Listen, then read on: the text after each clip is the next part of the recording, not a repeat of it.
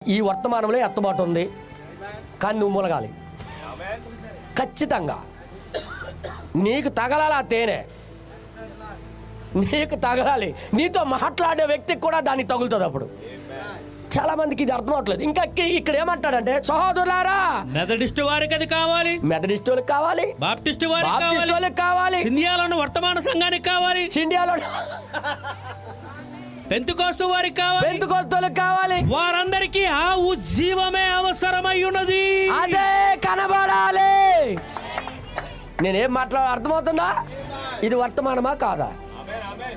అది చెప్పడం మానేసి సంఘానికి కావలసినవి ఇవి.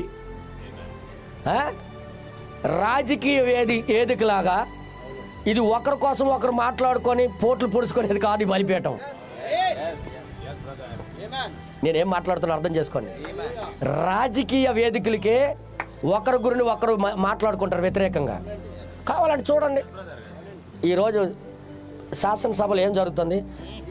ఎవరో ఏంటంటారు, అధ్యక్ష గత ప్రభుత్వం దరిద్రం బట్టి ఇది జరిగింది. గత ప్రభుత్వం నువ్వు ఏడు చేద్దాం ముందు చెప్పాను ఆయన, ఇవన్నీ ఎందుకు గత ప్రభుత్వం. ఇప్పుడు ఈరోజు ఈ అంత్యకాల బలిపీఠాలు ఎలా మారిపోయాయంటే, అల్లాడలగా ఈడలగా అదంతా మనకు అవసరం లేదన్యా. అది మాట్లాడుకోవడానికి బలిపీఠం కాదు, సంఘానికి కావలసింది వడ్డించడానికి దేవుడు ఈ బలిపీఠాలు ఏర్పాటు చేశాడు.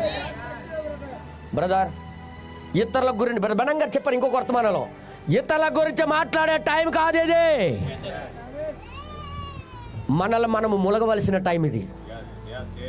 హల్లెలూయా.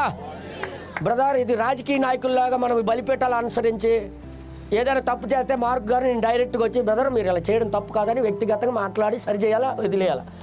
ఈ బలిపీఠం మీదకి వచ్చి ఆయనకి డైరెక్ట్గా చెప్పక, మార్క్ గారు ఎలాంటోడు అలాగ చేయకూడదు, ఇలా చేయకూడదు, ఆ పేరు తీసేసి ఈ సంఘమోడు ఇలాగంటాడు అలా టైం వేస్టే కానీ మరొకటి లేదు.